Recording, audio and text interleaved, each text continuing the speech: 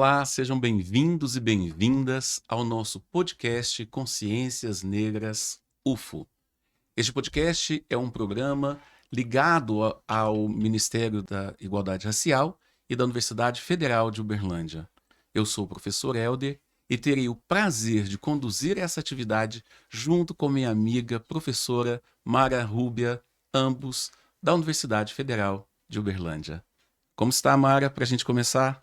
Muito bem, Helder. Estou ótima e temos 2 convidados maravilhosos. Sem dúvida alguma. Você quer falar deles um pouco? Quero sim. Nelly, seja muito bem-vindo. Machado, muito bem-vindo mesmo. É uma alegria ter vocês dois aqui. E antes de a gente entrar na temática da proposta, do programa, eu queria que vocês se apresentassem um pouquinho, brevemente. Falassem quem são, de onde vêm, por que traz vocês aqui hoje, nesse podcast. Boa tarde, bom dia, boa noite. Mara, muito obrigada pelo convite, Helder também, Machado. Nós 4 e mais uma galera muito bacana, estamos compondo uma frente de trabalho de promotores da igualdade racial. E o que me traz aqui? A possibilidade de ampliar a discussão sobre as desigualdades raciais no país e a necessidade de políticas públicas emergenciais para alterar esse quadro. Então, a gente fica sempre num desejo de somar forças.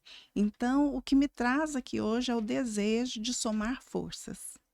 Constituir a rede antirracista em âmbito nacional e até internacional. Muito bom. E você, Machado, que traz o Machado Boa aqui tarde, hoje? bom dia, como diz a Nelly, boa noite para quem está vendo, né? O que me traz aqui eu sou um servidor, meu nome é Antônio Machado, com uma data de nascimento muito importante, 20 de novembro, servidor da Universidade Federal de Uberlândia, com muito prazer, já há algum tempo, e o que me traz aqui são a luta pelas políticas, as ações afirmativas, né? Hoje trabalhando com questões raciais, com comissões de heteroidentificação, e o convite para vir trabalhar nesse programa é imensurável, o prazer de vir trabalhar nele. É isso. E é bom que faz parte da nossa história, né, Machado? Exatamente. Uma ação dessa natureza vai ao encontro da nossa própria história também. Eli, quando nós pensamos esse programa num conjunto, o Machado, eu, a universidade como um todo, a gente pensou num programa que tivesse como foco o diálogo, a escuta, a percepção sensível do contexto social, político, econômico, onde os negros e negras estão inseridas na nossa sociedade. Para você, o que é um programa dessa natureza? O que ele representa? O que você diria para aquele ouvinte, aquela pessoa que está nos acompanhando, sobre a importância deste programa e de formar agentes promotores da igualdade racial? Olha, eu diria que é um desafio para quem nos ouve pensar promoção da igualdade racial. Primeiramente, para quem nos ouve, seria importante que essa pessoa se perguntasse: eu fico satisfeito de existir uma proposição que pense a igualdade racial ou eu fico incomodado, incomodada? Porque essa resposta vai direcionar a relação que nós teremos com a sociedade. Por quê? Nós vivemos em uma sociedade racista. No entanto, esse racismo a gente vai tendo escalas diferenciadas. Por exemplo, hoje já há um contingente importante da sociedade composta de pessoas não negras que não querem mais o racismo, estão dispostas a enfrentá-lo, estão dispostas a refletir sobre ele e dar a sua contribuição para a sua eliminação, para a sua superação. Mas há pessoas que continuam negando que o racismo é uma realidade. Sempre vão dizer assim: falar de racismo é que cria o racismo. Dizer que é necessário políticas públicas voltadas para a população negra cria segregação racial na sociedade. São pessoas que, de modo geral, ainda têm uma relação muito romantizada, idealizada com a realidade. Uma coisa é a gente dizer assim: olha, eu gostaria que não tivesse racismo, porque somos todos iguais. Eu também gostaria. Só que não há como negar as diferenças decorrentes no tom de pele e nas características da aparência da pessoa. Então, a importância desse programa é continuar o aprofundamento das discussões sobre as desigualdades raciais no nosso país, de modo a que cada pessoa se coloque como contribuição para a sua superação. Exemplo concreto. Poucos dias atrás, nós tivemos uma patroa que espancou a sua Uma funcionária coisa horrorosa aquilo. negra, grávida de 5 anos. E veja bem, quando a gente De pensa 5 assim, meses, 5 não? meses. 5 meses. 5 meses, ela grávida? Isso. Então, veja, quando nós pensamos que a situação foi grave, não tem jeito de agravar mais? Tem jeito de agravar mais. Infelizmente. Como que se agrava mais? Quando essa pessoa grava num grupo, ao invés de se arrepender, de dizer assim, olha, foi um momento de descontrole, não, ela se gaba de ter surrado uma pessoa. Ela se gaba de ter torturado uma pessoa. Ela se gaba de ter cometido um ato que poderia, inclusive, levar à morte de um bebê. A saúde de uma bebê, a saúde daquela mulher. Isso é o racismo. E nele, mas É o racismo, ele é só quando tem uma expressão de violência, um ato de violência, ou vai além disso? Ou vai além da violência física, emocional, que é praticada na sociedade? Muito além. Ela está na estrutura de funcionamento. Então, esse exemplo dessa patroa, dessa mulher branca, ela dá exemplo da violência, mas ela dá exemplo da estrutura, que é quando ela supõe que seja normal falar do ato que ela cometeu. Ela considera que ela vai encontrar um grupo que a acolha, um grupo que vai também dizer para ela assim, nossa, que bacana que você espancou essa pessoa. Então, ela naturaliza o que ela acha que é direito dela, que é espancar. Não E é tentando ainda a legitimação social, a não é isso? legitimação, Que achar que horrível. vai encontrar o eco. Isso é estrutural. Uhum. Então, algo nessa bolha furou. Uhum. Então, por que furou? Certamente nesse grupo que ela considerava sobre a mesma ótica, houve quem dissesse assim: isso não pode acontecer. Isso não está correto. Então, veja, ela é a única no país que fez isso? Certamente que não. Não. Mas ela é a única que se deparou em um grupo, hipoteticamente branco, em que uma pessoa branca ouviu e disse: isso não está legal, isso não é bacana, e vazou o áudio. Então, isso é a consciência negra. Sim. Alguém teve consciência de que ali houve não só uma hierarquia social, alguém na condição de patroa e alguém na condição de empregada, mas também uma questão racial. Sim. De esse indivíduo branco, essa mulher, achar que poderia retroceder aos tempos da escravatura e usar de violência contra uma pessoa negra. E não podemos esquecer, né, Mara? E já te passo também para a gente fazer essa reflexão com o Machado, que racismo é crime.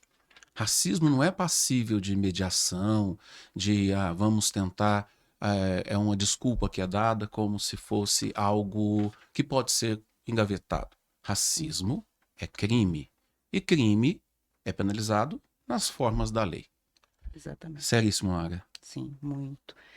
Machado, eu fiquei pensando aqui, a proposta do programa Igualdade Racial. Pela sua experiência de vida, sua trajetória, e assim, já esteve envolvido em outras ações, né, sobre a questão racial. Para você, então, nesse contexto, o que diferencia promotores de igualdade racial? Tem algo específico que diferencia o programa de outras ações que você conhece, que você já participou? Sim, muito. Começa pela execução do programa, que é uma execução técnica, prática, envolvendo uma ação pública, uma política pública, né, em que ela traz para essa política discentes, ela junta o acadêmico com o conhecimento prático. Então, ele vai trazer para a prática discentes, o próprio A comunidade? docentes, a comunidade externa. Então, ele está pautado num processo de troca de saberes. Tá? Ele deixa de ser um programa meramente teórico Sim. e vem direto para a prática. Isso é um diferencial muito grande. Sim. Muito bom isso. Então, o programa, ele se ancora ali na questão da consciência Da consciência. negra. Nele, mas daí eu fiquei uma dúvida aqui. Consciência negra, por que consciência negra? E essa consciência, ela tem que ser negra? Nesse contexto nosso, é uma consciência, falou antes dessa consciência, do exemplo dessa patroa, e aí a minha dúvida agora é, nós estamos numa questão, pautando a questão da consciência negra, mas essa questão aí, consciência, ela tem que ser negra? Ela tem que ser inclusive negra. O que nós tivemos por séculos? Uma consciência branca. Eu gosto de fazer uma brincadeira tranquila, de fazer uma pesquisa e pedir para as pessoas assim, diga para mim nomes de países europeus. E as pessoas vai, França, Inglaterra, Espanha, Portugal, e solta com maior tranquilidade. Aí eu digo assim, cite para mim países africanos.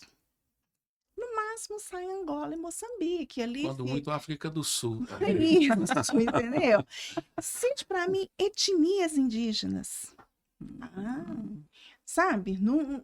Sai assim, muito pouco, né? Então, isso diz o quê? Do quanto conhecimentos relacionados à Europa fluem entre nós, não encontram obstáculos. Se fala, a estética imitada de Europa, ela está enraizada em nós. Então, a branquitude, ela ocupou um espaço muito grande nessa colônia, nessa grande colônia. Aliás, muita gente nem sabe que o Brasil foi colônia, né? Que nós fomos um espaço instituído para ser explorado, para ser escravizado.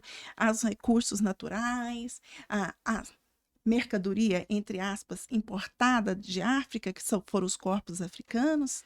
Então, ter consciência dessa negritude é ter consciência de que o Brasil é constituído de 3 etnias. A branca oriunda de Europa, a negra oriunda de África e a indígena oriunda dos povos originários. Então, as consciências negras e indígenas, elas sofreram o apagamento, elas sofreram a precarização, elas sofrem o adesivo de serem de menor valor, de não terem o que ensinar, de não ter contribuído para o país.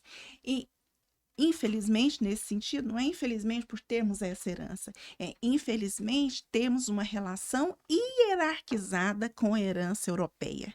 Portanto, não se trata de negar a herança europeia, mas se trata de entendê-la ao máximo numa relação horizontalizada com outras heranças, a indígena e a africana, afro-brasileira. É isso que queremos. Então, trazer a consciência negra significa trazer a consciência de que somos um povo com 3 heranças. E essas heranças e sua descendência precisa ter o seu valor reconhecido numa horizontalidade e não numa verticalidade em que Europa e sua descendência ocupem uma posição superior em relação às demais. Isso é ter consciência negra. Portanto, ela passa pelo corpo negro, mas ela não se limita ao corpo negro. né? Como eu ampliando cada vez mais a minha consciência indígena, eu não sou um corpo indígena, mas eu venho num processo de educação para entender, valorizar e fazer parte das heranças indígenas na sua valorização e na sua luta por permanecer, tendo em vista que o projeto colonial foi de eliminação desses povos. Achei muito profunda a fala, tua fala, Nelly, muito profunda. E de fato, quando nós falamos de consciências negras, não me parece que é apenas, né, Machado, para pessoas negras. Pela fala da Nelly, eu fui transportado a pensar, para que então essa consciência negra? É só de pessoas negras? Estamos falando de pretos e pardos? Ou é de todas as pessoas? Porque Nelly falava de não ser um corpo indígena, mas de desenvolver uma consciência indígena. Todos os corpos, negros, indígenas, brancos, têm que ter desenvolver consciência negra e outras consciências? Sim, sem menor dúvida, ele está certinho. E quando a gente vê no programa que ele fala que a consciência é de todos e de todas, aí nesse momento ele já deixa de ser um programa para uma etnia, para um grupo social específico. Ele passa a ser um programa institucional, né? Independente de cor, de etnia. Então, a consciência precisa perpassar por por todos. E parece que é um desafio enorme quando a gente pensa como que nós vamos alcançar diferentes pessoas. Porque, como diz ele anteriormente, temos que furar a bolha. E essa bolha, muitas vezes, ela faz com que estejamos falando de questões muito voltadas ou muito específicas só para aquele grupo. Como furar essa bolha? Sim. Porque se a consciência é de todos e o que nós queremos, pessoas negras, pessoas brancas e indígenas, tenham essas pessoas as mesmas oportunidades, como furar essa bolha? Como chegar nessa população? Só mesmo tendo a consciência, o letramento racial, nós podemos voltar lá na criação dos quilombos, né? Todos os quilombos caíram por falta de consciência do próprio povo negro. Porque você pensa que, não sei se posso dizer assim, a polícia naquela época não entraria num quilombo. O que furou aquela bolha contra o quilombo foram a falta de consciência de algum membro daquele lugar. Então, essa consciência precisa ser plantada com, com muita segurança em todos os lugares, independente da cor, da pele de quem está ali. Então, você que está nos ouvindo neste momento, este programa de promotores e promotoras de igualdade racial e este podcast Consciências Negras é também para você. Homem negro, homem branco, mulher negra, mulher branca, homem indígena e mulher indígena. E nesse sentido, Machado, e a gente carinhosamente chama o Machado de Machadinho, é um dos nossos servidores da Universidade Federal de Uberlândia que tem o maior tempo de atuação, não só nessa pasta, mas dentro da universidade desde a década de 80. O que nessa novidade, e você que tem uma trajetória tão longa e tão bonita na universidade, o que você espera de impacto de um programa dessa natureza? Olha, o impacto, ele já vem acontecendo bem na implantação, né? É só a verdadeira mudança de consciência, tanto dentro da instituição quanto no público externo, o que já vem acontecendo. Ter a consciência de que todos são iguais, que não é a cor da pele que vai dizer que alguém é melhor ou pior. E essa consciência que precisa chegar aqui. Sim. Eu fiquei pensando aqui na sua fala, Machado. A proposta do programa, então, não é formar, mas então promover, propor agentes que vão estar ali promovendo a ação, a transformação. Quando pensando nesse sentido de não formar, Nelly, o que diferencia, então, um participante, promotor de igualdade racial, que absorve esse conteúdo com aquele participante que vai, então, transformar, que vai multiplicar? Qual seria essa diferença de um que só absorve e o outro que faz acontecer, que vai para a ação? A sua pergunta traz a resposta. A formação é uma estratégia para a ação. É diferente daquele conhecimento em que ele para no indivíduo. A expectativa é de multiplicação, a multiplicativa é de intervenção na sociedade, a perspectiva é de multiplicação. E aí, como que ela incide na sociedade? Um exemplo, vou pegar um pouquinho da pergunta que o Helder fez para somar aqui. Quando, por exemplo, a gente vai assistir uma apresentação de dança, um teatro, ou, enfim, qualquer ação em que você tenha mais de um perfil étnico-racial. Alguns anos atrás, a gente ia ver uma escola de balé que eventualmente tem aí 100 crianças brancas e 5 negras. Você podia apostar e gabaritar que as 5 crianças negras estariam na fileira do fundo. Era uma aposta, assim, que você ia gabaritar na Certeira. disposição. Uhum. Hoje, a consciência negra, onde ela tem conseguido chegar, ela faz a diferença. Significa o quê? Que todas essas crianças 5 negras têm que vir para frente. Não, não é isso. Significa que já há uma sensibilidade de modo a promover que a ocupação dos espaços do palco se dê de forma um pouco mais igualitária, que não indique a exclusão. Nunca pode estar ao final? Pode estar. Mas o que a gente está denunciando é que sempre esteve na última fileira. Sim. É essa que é a discussão. A discussão é como pensar a distribuição das carteiras e dos espaços da sala de aula entre as crianças com diferentes perfis étnico-raciais. Quais crianças estão sempre alocadas nas últimas carteiras da sala? Não pode ocupar a última carteira da sala? Pode. Não é isso. A consciência vai te fazer pensar. Necessariamente, crianças com esse perfil étnico-racial precisam estar sempre ali? Ou pode haver um rodízio dos espaços privilegiados da sala, um rodízio dos espaços privilegiados do palco, da dança, nos hospitais? Sempre vai precisar que esteja nas funções consideradas subalternizadas, ou poderá estar ocupando uma pessoa negra outros espaços. Então, é essa discussão que estamos fazendo e é essa promoção que pretendemos.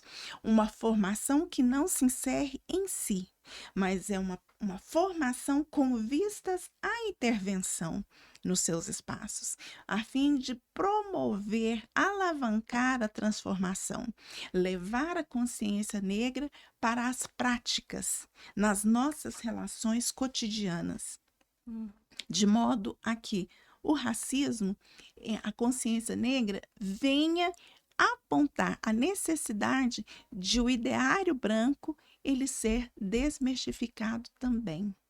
A pessoa branca, ela precisa se colocar na condição privilegiada que ela tem, de modo a refletir sobre ela. Dizer assim, nossa, por que sempre nós brancos estamos ocupando esses lugares? O que é? Nós nascemos já com esse privilégio? Esse lugar já está predestinado para nós?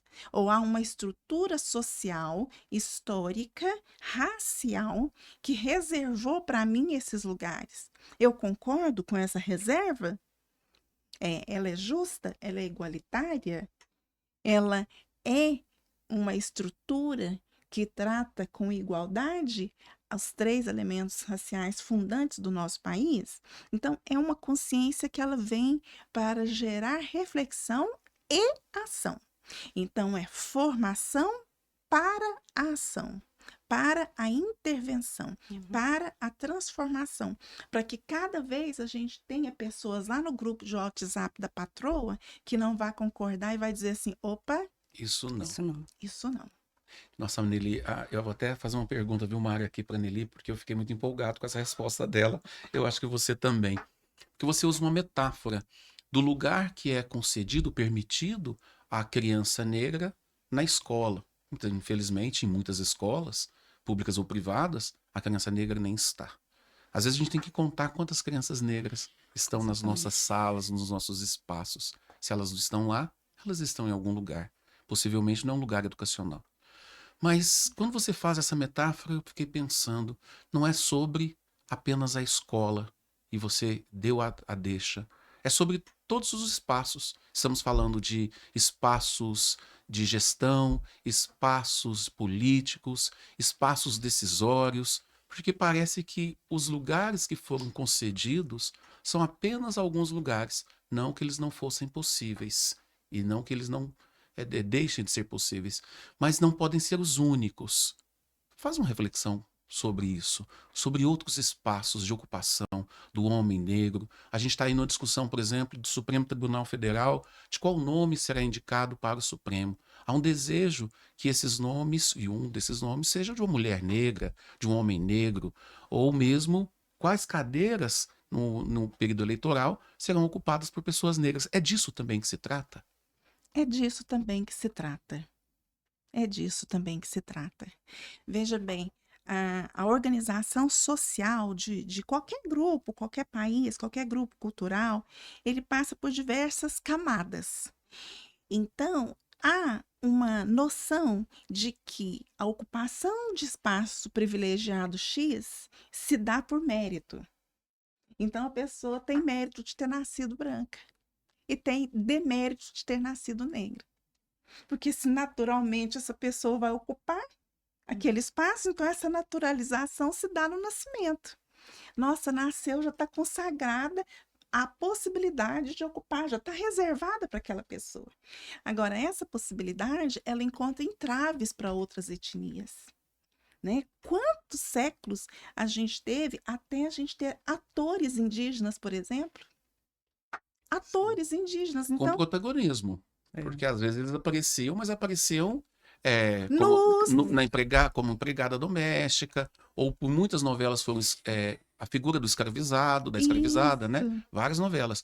Nunca como protagonismo, mas como chofer, como motorista, ou como o porteiro, isso, o negro, né? o Eu estou negro. dizendo do indígena. O, O- o indígena A mesma coisa. nem É a aparece. nudez, é a ausência de língua, né? Uhum. Se manifesta por sons, é sempre ligado a elementos da natureza. Então, há uma série de pessoas que questionam o indígena ter uma caminhonete, questiona ter um celular. Uhum. Ah, é privilégio do corpo branco? O indígena ele não pode exercer a liberdade de ser consumidor. Ele não pode consumir. Né? Então, são uma série de comportamentos e julgamentos étnico-raciais. Sim. Aí se diz assim: ah, não, vocês é que ficam criando. Não, nós estamos denunciando um mecanismo de funcionamento. Uhum. Ah, então a pessoa branca, ela é culpada de ter nascido branca? Não, Não. não se trata disso. Mas ela é responsável por manter a estrutura que gera privilégios étnico-raciais para ela. E no contexto dessa consciência, aí, e no contexto também do programa, você falou em vários temas aí. Quando pensa território, educação, saúde. Hoje, se fosse para você apontar um tema urgente, um tema-chave, qual seria esse tema e por quê? Seria a vida da juventude negra. Seria desconstruir a prática de eleger o corpo negro como alvo de violência. Esse corpo ele não é perguntado, ele não é submetido a uma investigação, é um corpo que é executado. Então, se a gente pegar as estatísticas das mortes violentas por atuação policial, a maioria são de pessoas negras jovens. Então, pelo menos exercer o direito de, sendo esse jovem suspeito, que ele seja indiciado, que ele seja investigado, que ele seja conduzido à viatura como a patroa foi. Uhum. Só isso. A patroa foi conduzida, ela não foi conduzida com chutes e pontapés. Ela não foi empurrada para dentro do camburão e lá jogado gás.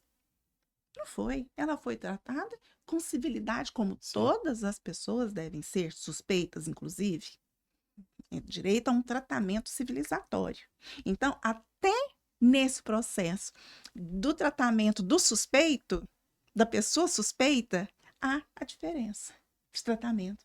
Qual suspeito de algum crime tem o direito de ser pessoa e suspeita, tendo em vista que nós não temos a pena de morte institucionalizada e até mesmo essa polícia, quando mata esse corpo negro, ela também está se tornando bandida porque nós não temos a pena. E outra, aquela pessoa não foi julgada e não recebeu a pena ainda. Uhum. Então, passou por cima de um processo judicial que deveria ter sido instaurado.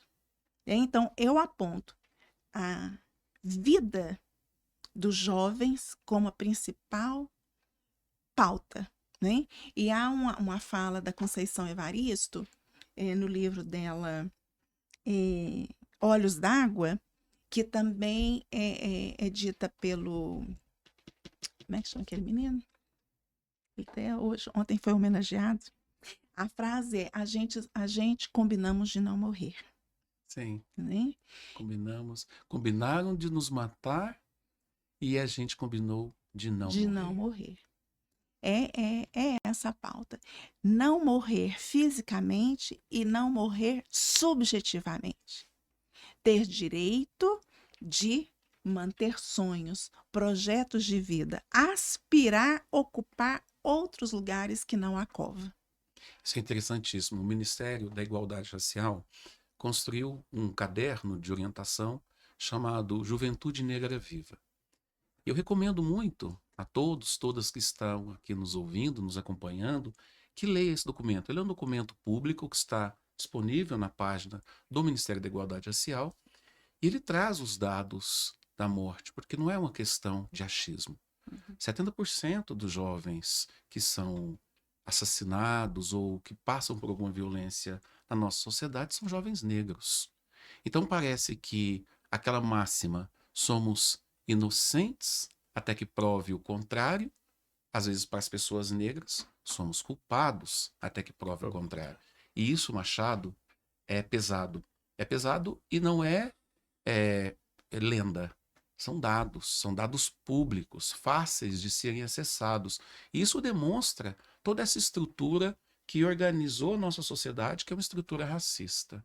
Machado, como que você, né, complementando, trazendo em outra perspectiva, também percebe quais as temáticas que essa nossa sociedade, não só nesse curso, mas não só nessa formação, mas a sociedade precisa se debruçar com muita preocupação, né? Nelly falava da juventude negra, que é uma preocupação de fato, mas outros públicos ou outros assuntos que não podem ficar de fora dessa discussão. Então, ele traz o jovem, né? E a gente continua nesse item dos jovens, que eu falo que é a educação, tanto a educação escolar quanto a educação profissional. Isso é extremamente importante, que a gente pode trabalhar em todos os territórios, porque hoje é muito fácil a marginalização do jovem, inclusive talvez até pela estrutura familiar. Quando a gente visita algumas escolas de ensino fundamental, é normal você ouvir o jovem que está terminando o 9º ano que ele não vai fazer o ensino médio, porque ele precisa trabalhar para ajudar a família. É normal você chegar numa sala de 3º ano de ensino médio, ele dizer que a universidade, um curso superior, não é para ele. Então, isso é de extrema importância. É a consciência de que o aprendizado não tem nada mais rico do que o aprendizado. A educação A como educação mecanismo, como né? mecanismo de consciência.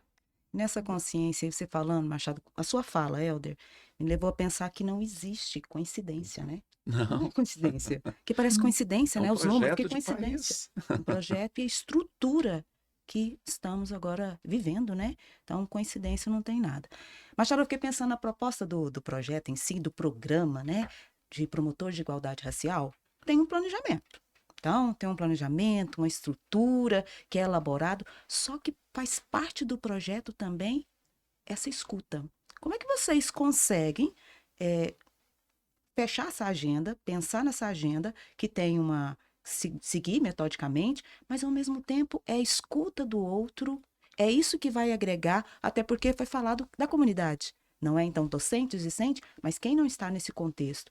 Como que essa escuta vem junto com essa agenda que vocês têm um compromisso a cumprir? Como que vocês estão Bom, organizando? a escuta, ela é. Como é que eu vou te dizer isso? A escuta não é um processo que vá atrapalhar a agenda do programa. Muito pelo contrário, ela vai ajudar a construir. Porque é nessa escuta que vai se construir aquela troca de saberes entre discentes, entre os mestres. Qual é que é a palavra mesmo? Que tem tradição, né? Os mestres de tradição que estão ali, Que tem que conhecimentos tem um tradicionais, esse eu conhecimento, acho que é o o termo, não é isso, conhecimento Machado? tradicional, que tem a prática, sabe? Então, essa escuta vai trazer para a construção e consolidação do programa.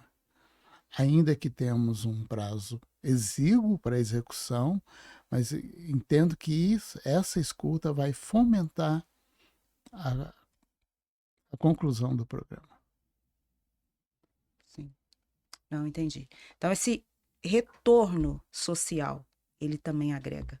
E é esse retorno que traz aquilo onde nós temos que chegar ainda mais. Exatamente. Né? Porque senão a gente fica falando e falando para quem, sendo que nós não estamos recebendo as informações Isso. de quem está fora. Com esse programa, nós estamos saindo da teoria para a prática, para a conscientização prática.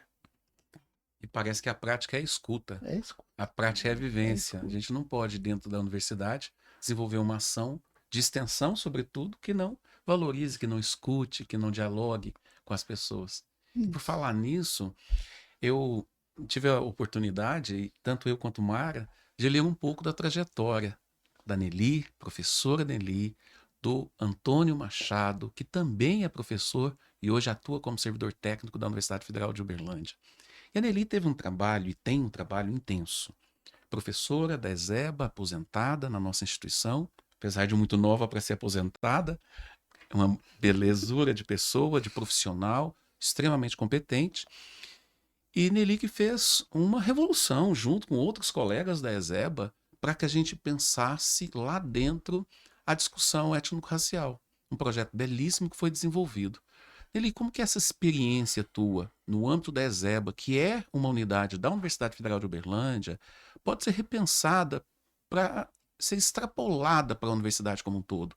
Pensando agora essa sua vivência, essa sua experiência, como que você chega nesse lugar, mas como que esse lugar poderia ser o lugar de tantas outras pessoas, provocando novas posturas, novos currículos, enfim, o que que você nos diz? Como que a UFO e outras instituições pode repensar a sua própria estrutura a partir das vivências que você tem, das reflexões que você desenvolveu?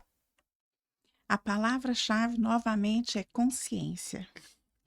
A consciência, ela direciona o nosso olhar, ela molda o nosso olhar. Quando eu entrei na ESEBA, eu passei a fazer parte de um coletivo de 84 professores. De 84 professores, nós éramos 5 professores negros. 5. Ou seja, nós não chegávamos a 10%. A 10%. Então, foi a primeira impressão que eu tive, né? De como o meu corpo era um corpo que trazia um diferencial em relação a um coletivo. E como que o corpo discente também era altamente embranquecido e com recorte de classe média. E havia, vamos dizer assim, uma escola acomodada na falsa concepção de que o sorteio era democrático e que permitiria o ingresso igualitário de todas as pessoas. Bastou fazer uma pesquisa, não é? Um diagnóstico, para a gente entender que o sorteio por si só não estava permitindo uma pluralidade de ocupação de espaços da escola. A escola já tinha cotas PCD desde 2014 e, a partir de 2020, nós instituímos as cotas étnico-raciais e socioeconômicas. É importante também frisar a inclusão socioeconômica, que é contemplando crianças filhas de famílias com a renda per capita de até 1,5 salários mínimos, ou seja, crianças pertencentes às classes populares, né? E o que é muito importante nesse trabalho? Dessas 5 pessoas negras, 4 vieram fazer parte na frente imediata do trabalho. E a nossa comissão contou com 12 pessoas. 8 pessoas não negras, etnicamente pertencentes a uma identidade branca, com consciência negra, com consciência branca, de entender que estavam ocupando um espaço de privilégio, se somaram nessa força. E nós conseguimos fazer uma articulação interna com a sociedade e com as instâncias superiores da universidade, a fim de identificar que a escola de educação básica estava sendo ocupada por um espaço privilegiado, branco e da classe média. Então, os dados, eles nos apontaram a necessidade de intervenção, mas o trabalho só foi possível não por conta da Nelly. Eu exerci um papel de liderar, de agregar, mas por conta de uma consciência coletiva e um desejo de ter a compreensão e a necessidade de que aquela situação de desigualdade não poderia permanecer mais, que uma escola pública deveria fazer um esforço para ser o mais plural possível, plural economicamente, plural étnico-racialmente, plural nas condições de saúde e, enfim, as condições de existência das pessoas. E aí, nesse momento, quando se fala dessa consciência e a chegada, então, dessa problemática dentro da universidade, você acredita ali que teve uma mudança, a resistência aumentou, ou escala, o que teve de diferença nesse momento? Quando chega a temática, as pessoas, então, começam a ter essa consciência, e aí, e depois? Tem de tudo. Tem quem adere, tem quem silencia e tem quem se opõe. E todos esses processos são legítimos, né? Todos eles são legítimos. A diferença é o quanto a pessoa e os grupos são imbuídos de manter a estrutura da sociedade brasileira como ela está, ou seja, excludente, violenta, que mantém privilégios, ou se ela está disposta a repensar os privilégios, a fim de destituí-los e tornar a sociedade mais equânime, mais justa, mais igualitária. Então, há de tudo. Mudança curricular é algo que é mais complexo, porque currículo é poder. Então, mas eu digo sempre, o corpo negro, ele é curriculante. Quando a gente chega com a nossa crespitude, a gente chega com o nosso tom de pele, a gente chega com a nossa trajetória. Então, essa trajetória, ela pode gerar tanto repulsa como admiração. Ela tanto pode atrair quem queira somar, como ela pode também repelir quem continua querendo nos excluir e nos subestimar. Então, são oportunidades, né, que a gente vai tendo, historicamente construídas e mantidas ou não, para ir formando novos padrões de comportamento. Eu pegaria uma fala que uma tia minha diz. Ela diz assim: mais longe já estivemos. Mais longe. Nós estivemos já, inclusive, do outro lado do Atlântico. Já que os navios trouxeram os nossos antepassados para cá, o que é que nós prospectamos para um país pluriétnico? Então, nós queremos para nós negros, para indígenas e para brancos também. Só que não queremos relações hierarquizadas e de superioridade. Para isso, é preciso ações efetivas. para mudar os padrões, tendo em vista que o discurso democrático, mas se todos têm condições iguais, não, as condições não são iguais. Então, são necessárias políticas públicas para implementar isso e gerar transformação. Tão esperada, tão lutada, né? Para ser igual, teria que ser o tratamento igual. Se tem Isso. tratamento diferente, não tem como ser igual. Exatamente. E parece que não existe, pelo que eu estou percebendo aqui, democracia se de fato as pessoas não tiverem o acesso aos mesmos privilégios sociais, aos mesmos benefícios sociais. Então, a nossa democracia está sob ataque ou ameaçada quando a gente não tem igualdade racial nessa sociedade. Eu quero fazer uma pergunta para o Machado agora. O Machado é servidor técnico da Universidade Federal de Uberlândia, um servidor que está ali há mais de 40 anos, Machado? 47 anos. 47 anos. Olha, é muito tempo. Eu tenho pouco mais de 50 anos, o Machado, eu estava nascendo, o Machado já tinha entrado logo depois na Universidade Federal de Uberlândia. E você ocupou vários espaços ali, várias funções. E às vezes a gente vê que o servidor, a servidora técnico e técnica administrativa, ele está ali dando suporte para o desenvolvimento de várias ações. Um papel fundamental e importante. Mas, por vezes, não necessariamente está em cargos de gestão, de decisão. E nós tivemos uma alteração da Lei 8.112 em 2023, inclusive tentando dar mais protagonismo para o servidor técnico e técnica na gestão de projetos de ensino, de pesquisa, de extensão, e que atuem na universidade com mais visibilidade. Outras instituições, a FASUBRA tem lutado nessa direção também. Mas eu queria te ouvir. Como que é essa tensão, às vezes, do técnico que está numa atuação de apoio ou daquela, e que tem, de fato, condições de exercer gestão, tem condições de atuar nessa universidade, para que a gente, se somando a essa luta, e aqui não só as questões étnico-raciais, mas todas elas, de fato, uma sociedade mais justa e mais democrática.